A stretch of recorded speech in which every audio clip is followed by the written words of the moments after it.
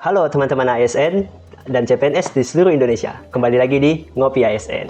Tempat kita ngobrolin hal-hal penting soal ASN dengan gaya yang santai tapi berbobot. Saya Eka Ardiuda, host kalian. Hari ini kita akan membahas dua contoh nyata pengelolaan ASN yang baik dan yang kurang baik, serta pelajaran yang bisa dipetik untuk perbaikan organisasi. Bersama saya ada 4 narasumber kece. Ada Bang Redo, ada Kak Rina, Kak Widya, dan Kak Dita. Nah, kita ada 2 contoh yang baik nih. Di Kemenkumham ada digitalisasi dan manajemen talenta.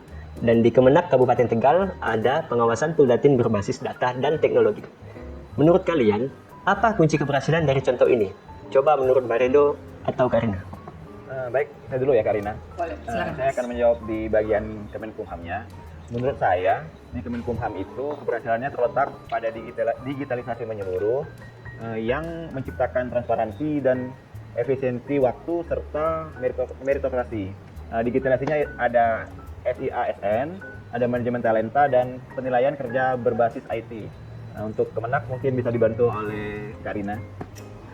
Kalau di Tegal sendiri, seperti contohnya ada pengawasan data yang akurat lewat aplikasi, seperti aplikasi EMIS atau EMIS, kemudian ada aplikasi Simpatika dan data BKN. Itu membuat evaluasi objektif dan dialog antar pihak menjadi lebih konstruktif.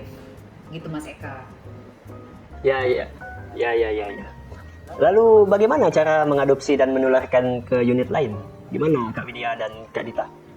Kalau menurut saya sih, yang pertama kita harus mengadopsi teknologi seragam seperti SIASN untuk seluruh FKPD dan Satker.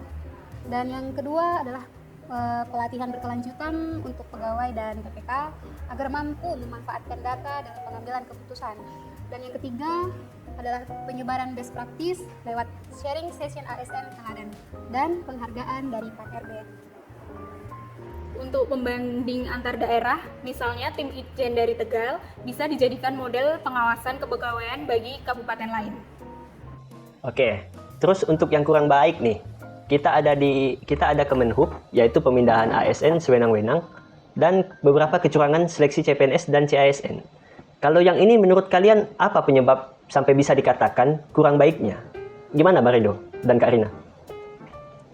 Menurut saya sih untuk pemindahan ASN yang sewenang-wenang ini ya, menurut saya untuk mutasi ini dibilang penyebabnya adalah ketidakjelasan prosedur PPK dan manipulasi tanpa transparansi yang merusak kepercayaan pegawai. Nah, itu sih menurut saya berdasarkan data yang saya dapatkan. Mungkin untuk kasus selanjutnya bisa dijelaskan oleh Karina. Kan buat kasus kecurangan rekrutmen CASN sendiri, itu sih kebanyakan karena disebabkan adanya sistem rekrutmen yang belum sepenuhnya transparan. Meskipun kita ketahui sekarang ya, rekrutan itu semuanya berbasis IT. Tapi masih adanya kerendahan supervisi eksternal dan insentif tinggi bagi para pelaku kecurangan atau biasa disebut calo. Nah, sehingga itu masih sering digunakan oleh para pelaku kecurangan ini. Begitu Mas Eka. Lantas bagaimana cara agar tidak terulang? Gimana menurut Kak Widya atau Kak Dita? Kalau menurut saya sih ya, harus memastikan nih untuk setiap mutasi ASN itu harus disertai rapor kinerja, ada pemberitahuan tertulis dan transparansi agar keputusan mutasi. Terus yang kedua itu harus menerapkan SOP yang jelas dan guideline mutasi yang jelas serta audit rekaman keputusan PPK. Begitu sih menurut saya Mas Ekan. Bagaimana menurut Mbak Dita ini? Untuk yang bagian rekrutmen, kita bisa melibatkan asesor independen seperti model Indonesia memanggil pada KPK, audit BKN dan KASN diperluas jangkauannya dan dievaluasi berkala untuk CAT agar tertutup celah dari manipulasi itu. Gitu ya. Apakah ada alternatif yang bisa diterapkan secara lebih baik?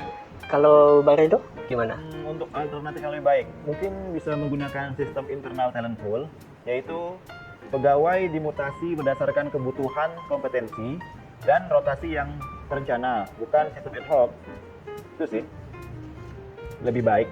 Nah, kalau dari saya sendiri nih, alternatif yang mungkin bisa diterapkan untuk bisa memperbaiki salah satunya seperti menciptakan mekanisme whistleblower rekrutmen dan rotasi yang memungkinkan pegawai melaporkan pelanggaran atau keputusan yang tidak adil secara anonim atau terlindungi, sehingga tindak kecurangan ini lebih memungkinkan untuk diminimalisir. Ya. Jadi dari dua contoh itu kita belajar pengelolaan ASN yang baik membutuhkan digitalisasi, tata kelola berbasis data, dan budaya meritokrasi.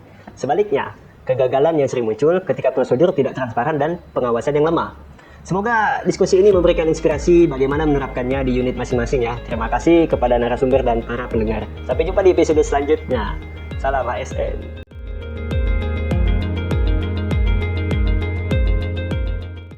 Aku siap siap menjadi menjadi smart smart ASN. ASN.